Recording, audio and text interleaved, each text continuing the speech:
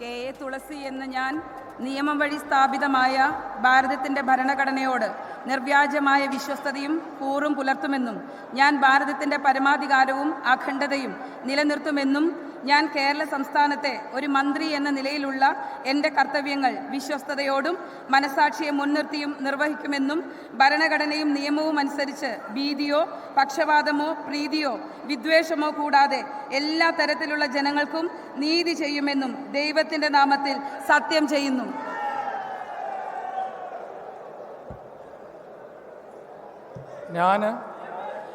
K A തുളസി എന്ന ഞാൻ കേരള സംസ്ഥാനത്തെ ഒരു മന്ത്രി എന്ന നിലയിൽ എൻ്റെ പരിഗണനയിൽ കൊണ്ടുവരുന്നതോ എൻ്റെ അറിവിൽ വരുന്നതോ ആയ ഏതെങ്കിലും വിഷയം അങ്ങനെയുള്ള മന്ത്രി എന്ന നിലയിലുള്ള എൻ്റെ കർത്തവ്യങ്ങളുടെ മുറപ്രകാരമുള്ള നിർവഹണത്തിന് ആവശ്യമാകുന്നതൊഴികെ ഞാൻ ഏതെങ്കിലും ആൾക്കോ ആളുകൾക്കോ നേരിട്ടോ നേരിട്ടല്ലാതെയോ അറിയിച്ചു കൊടുക്കുകയോ വെളിപ്പെടുത്തി കൊടുക്കുകയോ ചെയ്യുകയില്ലെന്ന് ദൈവത്തിൻ്റെ നാമത്തിൽ സത്യം ചെയ്യുന്നു.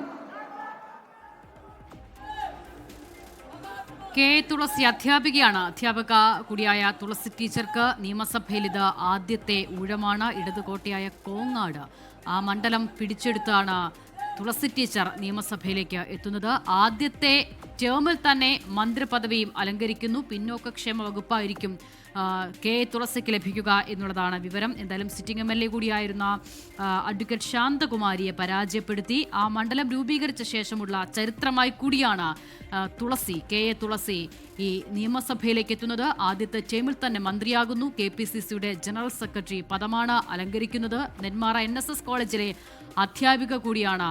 VK ശ്രീകണ്ഠൻ MPയുടെ ഭാര്യ കൂടിയാണ്. ഒരു വീട്ടിൽ നിന്ന് തന്നെ MPയും ഇപ്പോൾ ഇതാ മന്ത്രിയും എന്നുള്ള പ്രത്യേകത കൂടിയുണ്ട്. തുളസി ടീച്ചർ VD സതീശൻ ക്യാബിനറ്റിലെ മന്ത്രി പദവിയിലേക്ക് എത്തുമ്പോൾ എന്നുള്ളത് കൂടിയാണ് മറ്റൊരു കൗതുകം. ഇപ്പോൾ ഇതാ ഗവർണർ പൂച്ചെണ്ട് നൽകി ആശംസ അറിയിച്ചിരിക്കുന്നു. K A Thulasi VD Satheesan ക്യാബിനറ്റിലെ മറ്റൊരു വനിതാ പ്രാതിനിധ്യം.